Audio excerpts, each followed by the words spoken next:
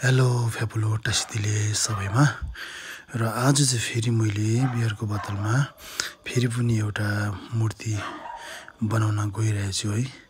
यो मूर्ति चाहिँ केटाको हुनेछ है, केटा बनाउन गइरहेछ। अस्ति चाहिँ मैले केटी बनाएको थियो, त्यसमा चाहिँ कलरहरू केही पनि छैन। आज चाहिँ एकदम कलरहरू लगाएर मजाले बनाउँछु है। यो चाहिँ आँटाको हो नि त, किनभने हाम्रोमा टाइम थियो नि त, 2 दिनको पूजा थियो। अनि 2 दिनको पूजाको लागि चाहिँ यो आँटा मजाले पकाएर चाहिँ त्यहाँदेखि हामीले यसरी बनाउँछ नि त। आँटाको चाहिँ अब फुट्दैन नि त हतपत, चम्पाको चाहिँ फुट्छ नि त। चम्पाको चाहिँ एक दिनमा मन्साइ हाल्नुपर्छ नि त।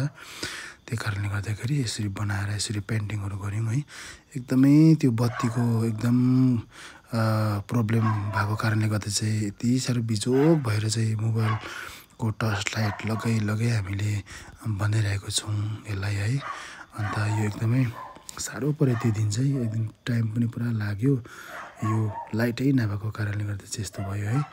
र त्यहाँदेखि अब यसरी पेन्टिङहरू गरेर चाहिँ मैले केटाको नक्साहरू चाहिँ लगभग अब फिनिसिङ हुनु आँटेको छ, बनाइसक्नु आँटेको छ। किनभने यसको लुगाहरूतिर टोपीहरूतिर कलरहरू गर्नुपर्छ नि त।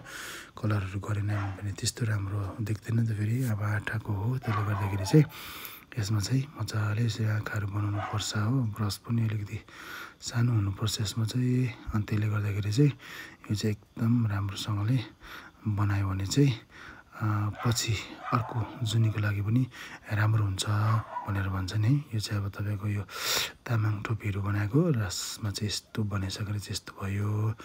र तपाईँहरूलाई चाहिँ कस्तो लाग्यो यो मूर्ति बनाएको है। यो चाहिँ तपाईँको आफ्नो ग्रहको दशाको मूर्ति बनाएको, आफ्नो शरीरको शरीर दान गरेको हो यो मूर्ति। तपाईँहरूलाई कस्तो लाग्यो है। यदि मन पऱ्यो भने तपाईँहरूले लाइक कमेन्ट सेयर गरिदिनुहोस् होला। अनि भ्यायो भने फलो पनि गरिदिनुहोस् होला है। म तपाईँहरूलाई यस्तो भिडियो लिएर आउने छु। लसो फ्याबुल्ला।